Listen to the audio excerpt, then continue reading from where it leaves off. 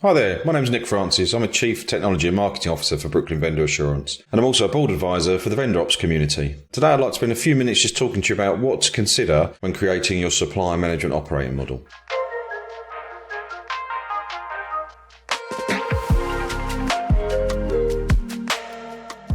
In other video clips, we spoke about the need of why you might want to create a new strategy in the supplier management space, and there were 6 reasons for that. And also there was another one talking about the vision that you might want to put forward. What is your mission statement effectively for the function? So once you've got through the parts of why you might want to consider a supplier management strategy and building a supplier management office, and then you are clear on your mission or your statement as to what you expect and the outcomes for that group to come together and become a reality. When you're going creating this function, what are the areas that I would suggest that you consider each time to make sure the function's well considered and thought after and is clear on what it needs to do?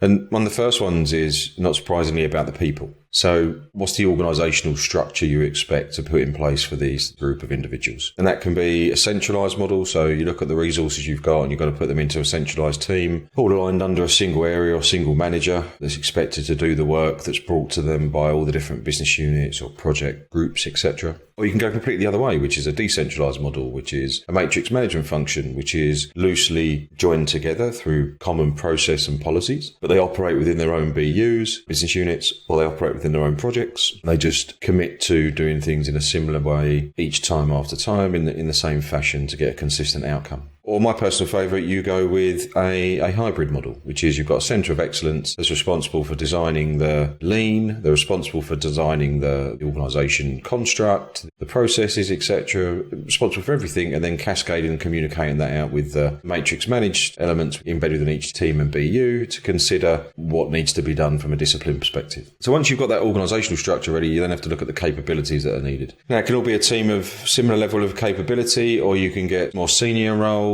sort of a lead position, a manager, and more junior to offer an element of career progression and promotion, depending on the size and scale. But essentially consider all the capabilities and write the job descriptions effectively that you'd need to sit within the function.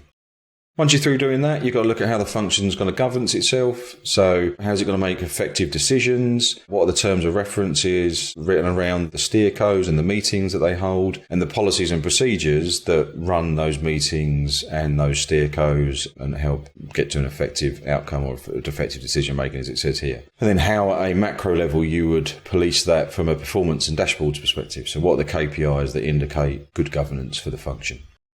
Third and foremost is what risks does either having or not having a function like this introduce to the business? And then looking at the controls that would help control those risks to make sure they don't crystallise.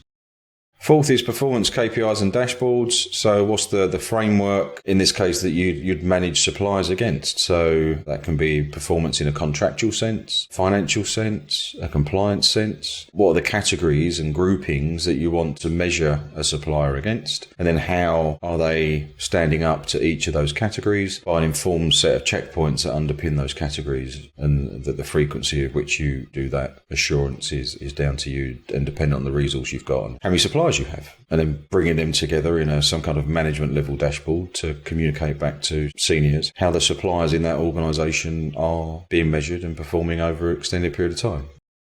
You need to consider the data that you are processing, the data that you are holding. So from an information and data perspective, when the processes are being used and the performance management frameworks are operating, what data do you need to hold and where is that? And is that suitably held and suitably stored against your information management policies and your security policies across your organisation? Sixth is the IT applications and infrastructure. So to run said operating model and team of individuals, what platforms are you going to need? What tools do you have at your disposal? How are you going to use them consistently? Especially where you've got either matrix managed or hybrid teams where it's not all just a centred single few that run the processes, especially where you've got either different time zones, different offices, different geographies considered. You want to be using some kind of platform and tooling to keep your data all aligned and centred and all together, irrespective of where those people are that are using it or operating from. Financial and fiscal. So what's the budget and the monetary structures that are going to sustain this team? What budget do they manage and operate to? How much money do they spend each year? What do they cost? What's that over an extended period of time? So week to month or then month to year? How are they showing value for money? How are they spending all that money, and how does that break down? Just typical financial management of an organisation and a team.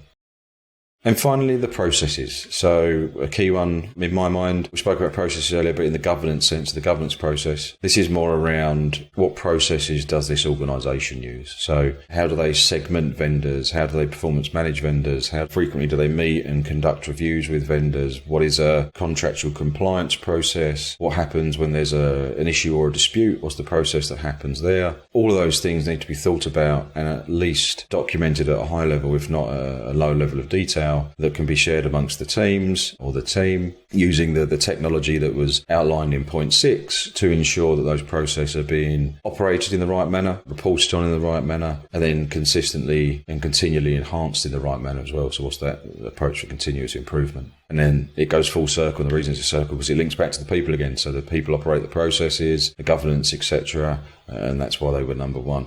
The difference in the colours here is essentially you've got business architecture. So the blue is business architecture, or you've got in the darker colour IT architecture. And that together is traditionally what's known as your enterprise architecture. So this is your enterprise architecture for a effective supplier management function. Thanks for listening to me. As I said, these are the things that I would consider once I've got a handle on my vision and strategy from a supplier management function perspective. These are the 8 areas I'd go through to consider the team that I'm building or the function that I'm operating within and the strategy that underpins that.